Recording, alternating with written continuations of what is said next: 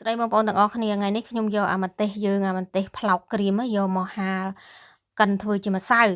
ហើយបងប្អូនឃើញអាពណ៌ខ្មៅខ្មៅនេះទេទុកយូរពេកអាម្ទេសប្លោកនេះតែទុកយូរពេកខ្មៅហើយអាកធន់នេះទៅមកដល់ថ្មីថ្មីអញ្ចឹងវានៅក្រហមល្អហើយខ្ញុំត្រាំទឹកឲ្យវារីក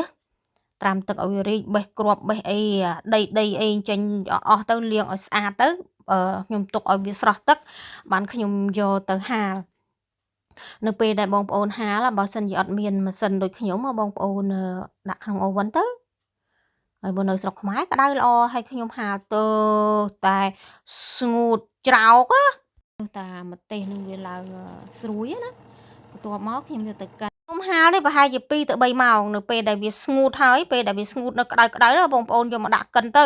ឆាប់ម៉ត់ជាធម្មតាខ្ញុំមកដែរធ្វើជាម្សៅទេដោយសារអីអាម្ទេសហាវ៉ៃនេះនៅស្រុកគេនេះបងប្អូនមិនសូវជាមានលក់ទេឥឡូវឃើញមានលក់នៅផ្សារចិនច្រើនអញ្ចឹងពេលខ្ញុំទៅស្រុកខ្ញុំយកមកហើយអញ្ចឹងកិនឲ្យវាម៉ត់ដូចជាម្សៅណាបន្ទាប់ពីម៉ត់ចឹងហើយបងប្អូនដាក់ចូលកែវទុកទៅហើយរបៀបដែលខ្ញុំធ្វើម្ទេសនឹងឆាទុកក្នុងកែវខ្ញុំបានចេញវីដេអូហើយបងប្អូនបើថារោមឃើញទេប្រាប់ខ្ញុំផុសឲ្យបងប្អូនមើលម្ដងទៀតអញ្ចឹងអាកែវនោះបងប្អូនពេលដែលបងប្អូនឆាត្រូវដាក់ប្រេងឆាឲ្យវាលិចម្ទេសបើមិនអញ្ចឹងទេវាដុះផ្សិតហ្នឹងឃើញទេខ្ញុំដាក់